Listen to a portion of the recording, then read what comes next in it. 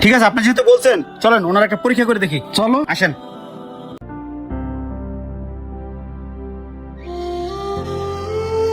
আসসালামু আলাইকুম চাচা। ওয়ালাইকুম সালাম। আচ্ছা চাচা, আপনাদের হোটেল সর্বনিম্ন খাবার কত টাকার আছে? আমাদের এখানে সর্বনিম্ন খাবার হলো 1 প্লেট মুরগি, 1 প্লেট ভাত 150 টাকা, আর ডাল ভাজি অপশনাল। আচ্ছা চাচা, আপনি যে মুরব্বিটা দেখতেছেন না, উনি আমার কাছে একবেলা খাবার আবদার করছে। ওনার কাছে টাকা নেই, ওনাকে খাওয়ানোর জন্য আমি হোটেলে নিয়ে আসছি। আমার কাছে আছেই 100 টাকা। এখন 100 টাকার মধ্যে কি ওনার কোনো খাবার দেওয়া যায়? আপনার কাছে টাকা নাই না? না, আমার কাছে টাকা নাই। এই শিমুল, এদিকে আয়। আইতাছি। বলেন মহাজন। শিমুল, ওনার কাছে টাকা নাই, ওনার কাছে 100 টাকা আছে। 1 প্লেট মুরগির মাংস দে, আর ভাত যে কয় প্লেট খাই দেখে যা। যান, আপনারা টেবিলে বসেন, যান। চাচা আসেন।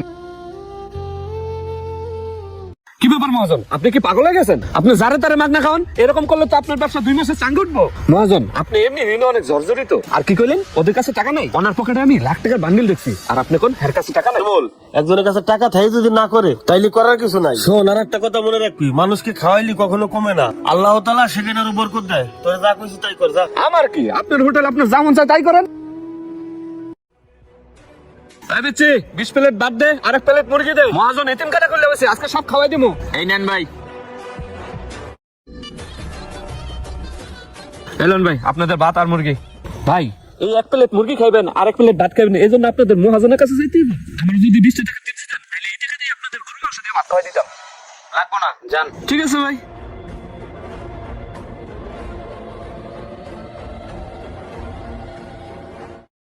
চাচা খান।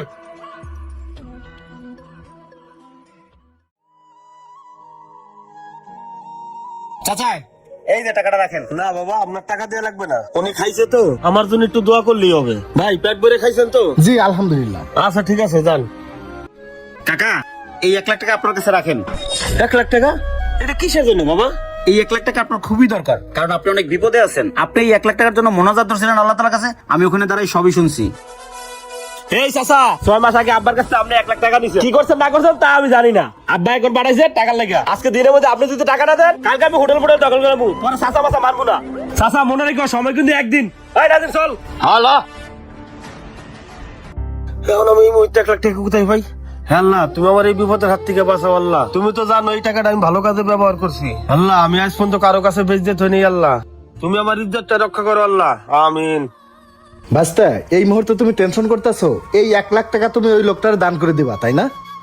হ্যাঁ চাচা, আপনি তো ঠিকই ধরছেন। কেমনে বুঝলেন? আমি জানি মানুষের বিপদ দেখলে তুমি নিজেকে ঠিক রাখতে পারো না। শোনো বাতিজা, উনি একটা বাটপার। উনি এত বড় একটা হোটেলের মালিক, আর ওনার কাছে 1 লাখ টাকা নাই, এই কথা মানা যায়? না চাচা, ওনার দিকে মনে হইতেছে উনি অরিজিনালি বিপদে আছে। ঠিক আছে, আপনি যেহেতু বলছেন চলেন ওনার একটা পরীক্ষা করে দেখি। চলো। আসেন।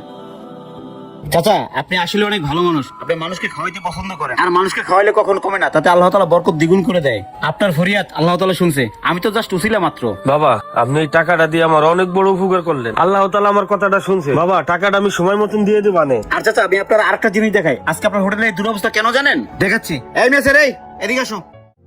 জি ভাই, বলেন। ও চাচা, আরেকটা কথা তো বললেন না। আপনি যে 1 লাখ টাকা লোন নিছেন, সেটা কিসের জন্য নিয়েছিলেন একটু বলেন তো? বাবা, ওর মায়ের ক্যান্সার হয়েছিল, অপারেশনে 2 লাখ টাকা লাগছে। আমার কাছে 1 লাখ টাকা ছিল, আর 1 লাখ টাকা ধার কইরা এই টাকা দিয়ে ওর মায়ের চিকিৎসা করাইছি। ও গরিব মানুষ, 1 লাখ টাকা পাবে কই? এই জন্য ওরা চাপ দেনি আমি। ওর মার চিকিৎসা করেছেন এই টাকা দিয়া? হ্যাঁ। কি বলেন?